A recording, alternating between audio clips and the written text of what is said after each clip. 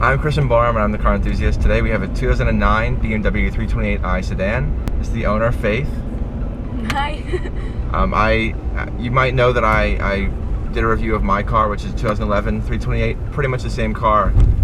It is the same car, except that my review is entirely biased because it was my car and I had done things to it. So I wanted to redo it, and that's why I'm making this video. So let's get started. Alright, so the E90 328, which is the chassis code for this car, has 230 horsepower and 200 pound-foot of torque, and it'll go 0 to 60 in about 5.8, 5.9 seconds.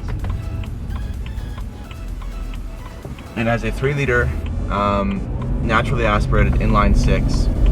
Getting into one of these cars is actually really convenient on the market today, because you can get into one of these. This one has about 60,000 miles, and you can get into one of these for about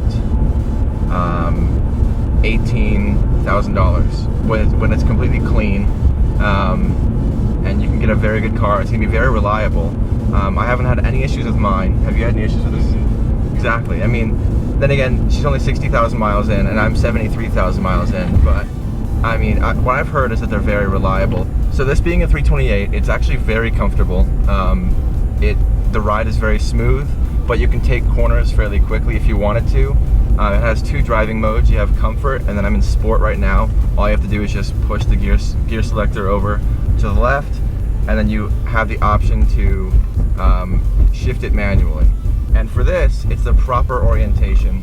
I mentioned this in the review of my car. It's the proper orientation for the sequential gearbox, where you're pulling back to shift up, pushing forward to shift down. Right away, fam! I'm definitely putting that in the video. Okay, to prove to you that I am unbiased in reviewing this car,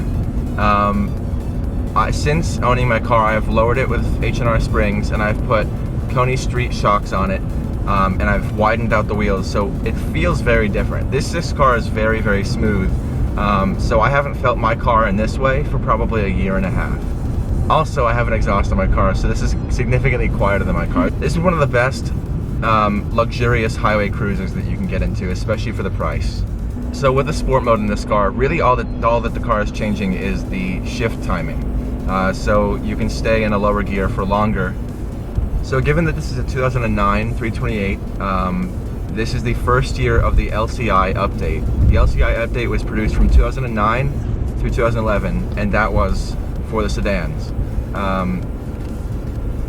If you got a car that was made in 2006 through 2008, you have the same fuel economy because you have the same engine as this car, and fuel economy for this class, for this car is about average in its class. So you get 20 city and 28 highway. So you get pretty good fuel economy. I find myself running through a full tank in like a week and a half. So that's just some perspective.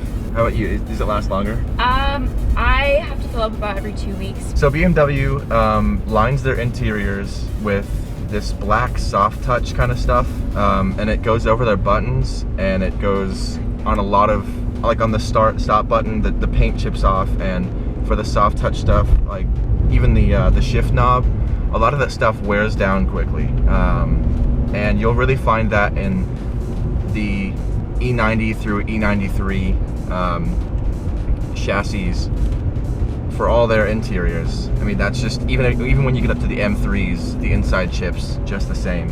I don't know why that is. I think they really worked on that with the new generation, and it was really an over time thing. They didn't really have a good way of testing that out in the factory, but once you get past about 55,000 miles, the inside of your car starts to chip away. So that's just something to keep in mind. This car handles very well in corners, so that's what I'm trying to demonstrate right here. But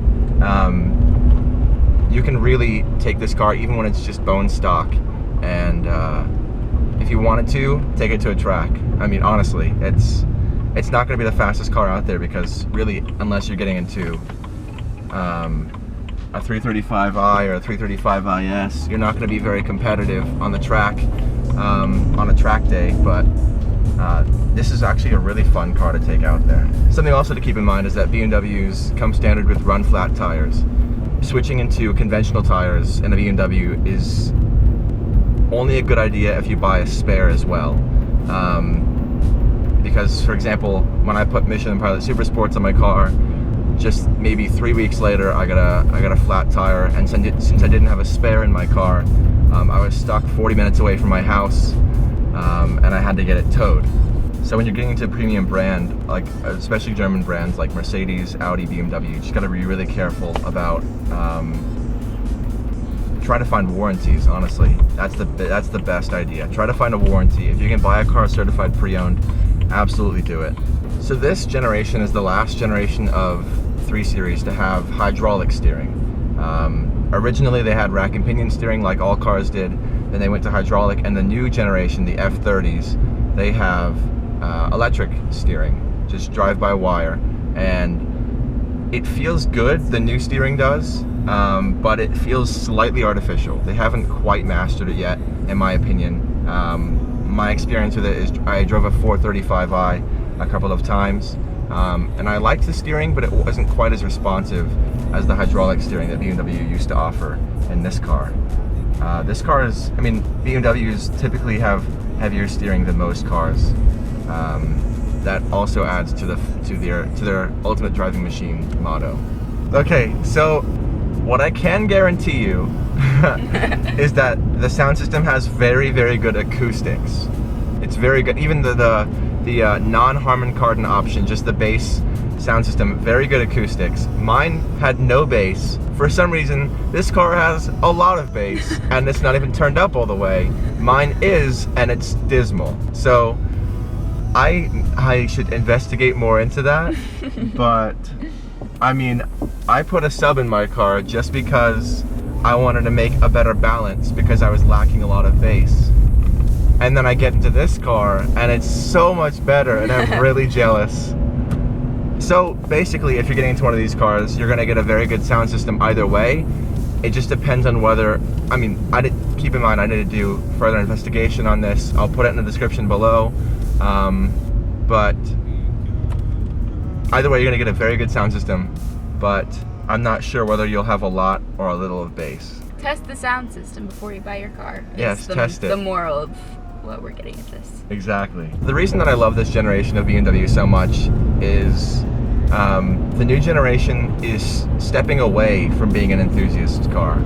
And I think the biggest reason, or one of the reasons behind this, but behind me saying this, is this is the last generation in which you can choose to not have a screen in here. So if you want to just have the basic radio and the basic air conditioning, or the basic setup right here, you can have that.